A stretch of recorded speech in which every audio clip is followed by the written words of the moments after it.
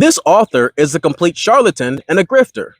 For those of you that don't know, this is Ryan David Ginsburg, and he's the author of It Was Just Another Day in America and The Crumbling of a Nation. Both of these books are collections of short stories and poems that are meant to comment on modern day America. Him and his readers have coined this as Black Mirror in novel form, and to a point, I agree. It's like the new season of Black Mirror, as in complete dog shit. Now, I've criticized this author in the past, and I stand on everything I said and then some. His writing is as crass and as profane as something like South Park, but it pretends like it has the nuance of Severance. It's incredibly tone deaf. At first, my problem with this author was very surface level. It was just about the marketing. I took issue with the fact that he used a slur, the R slur, without the proper context to justify the use of it. It comes off as very juvenile and for shock value. Who the man is, whether he be a blood relative, a rapist, a liberal, an atheist, a retard, or all of the above. Now, just to be clear, I have no problem with this kind of language in literature, but you have to justify it. You have to earn it. Those words should not stick out in your writing like a sore thumb. They should be congruent with the setting that you're portraying. If you were writing a comedic satire, then I wouldn't have as much to say about it. Now, at the time that I made that video, I hadn't even read the book, which made his very obvious burner account very upset. Now, since then, I have read a little bit of it. Just a sample, of course. I'm not going to give this guy money. And what I read was the most derivative fucking bullshit that a freshman philosophy major could crack out like an hour before the deadline. What I want to talk about today is how this guy does business. The Crumbling of a Nation is essentially a reskin of It Was Just Another Day in America. This guy drove a car for 100,000 miles, slapped a fresh coat of paint on it, and acted like it was a brand new thing. Now, I want to preface this by saying it is not uncommon for short story writers or poem writers to have their work published more than once in different collections, especially if those collections are in different contexts.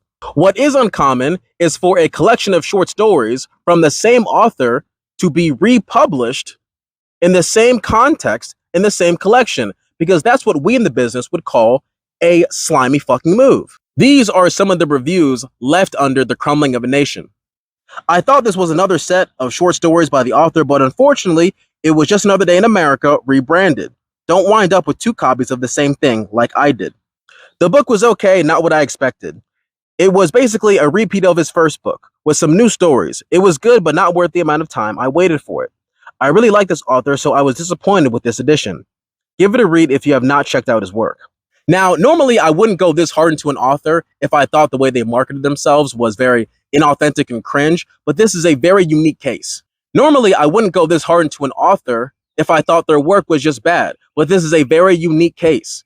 His work reads like an overly long slam poem that's written to be in a children's novel. But if I have a problem with these two aspects of an author's online persona and the way they do business is very shady, then yeah, I'm gonna have something to say about it. Now, due to the nature of his work, his online persona outside of writing is kind of like a left-leaning talking head. And I don't even disagree with the guy's politics, but is that really what we need right now? Another middle-of-the-road, tired talking points liberal that has zero fucking insight. Like, this guy seems like he only goes to protest when he knows there's going to be cops there. You know what I mean? I want to steer this conversation into more of a general discussion, and I'm going to compare apples to oranges for a second. Now, every time I poke my head up into the BookTok space, it seems like there's another author that's in a controversy because they scam their fans. Britt Anderson is the most recent example I can think of. She raised $95,000 through Kickstarter and then just ghosted all of her backers. And I think this kind of thing would happen a lot less if authors were quicker to call out people when they're being bullshitters. I can't tell you how many times I've scrolled and I've seen an author say things they're marketing that just don't track at all. And my benefit of the doubt is very slim in that regard, because I understand when you are recording something to put out there, you don't always say everything exactly how you meant to say it, but you're definitely not going to misspeak. Like, I can't tell you how many times I'll hear someone who's like in their like mid-20s say, oh, I curate authors for like 15 years and I got 1 million rejection letters and no one called me back, but I just knew that my story had to get out there. I hit a massive fucking doubt button on what they're saying. Because anyone who knows anything knows that you made a very dumb, illogical decision that anyone would have warned you against, and the two things you just said contradicted each other heavily. So I'm editing that video right now, and what makes a statement like that such a red flag for anyone in the know is that people that are experienced with publishing will tell you, don't waste your time and resources curing agents like it's the fucking 1980s. Just self-publish your shit and let them find you. That's how it works now. All right, so when I hear authors make statements like that, where I knew my story had to get out there, and I wasted all this time and years or whatever doing this, it's like those two things contradict each other, because there's a way for you to do this now, and it seems like you're just trying to manipulate your audience. That's, I was kind of going on a tangent a little bit, got a little less focused. All I'm saying is that I think author scams would happen a lot less if people were quicker to call these people out before a disaster happens and people lose money that they can't get back. I want to pivot a little bit and talk generally about cancel culture as it relates to BookTok. An author being canceled because they're racist, homophobic, xenophobic, Zionist, etc., especially after October 7th. Because there is a lot of Zionist authors, like a crazy amount. If you watch this entire video, you probably don't need me to list all of them for you, but just know a lot of heavy hitters, a lot of bestsellers. Yeah. The amount of Zionists in the upper echelons of publishing makes me wonder, is really every big author a Zionist? Or is it just that big authors know not to bite the hand that feeds them? We know from Bob Dylan and Kneecap that Zionists go really high in the music industry. We know that Zionists go very high in Hollywood. So what makes publishing any different? I think maybe we're getting upset about the wrong people. We're looking the wrong ways, but I digress.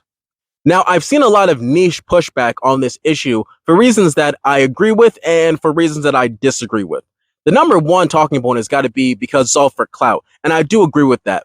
Talking about Zionist authors, racist authors, homophobic authors is a great way to get engagement.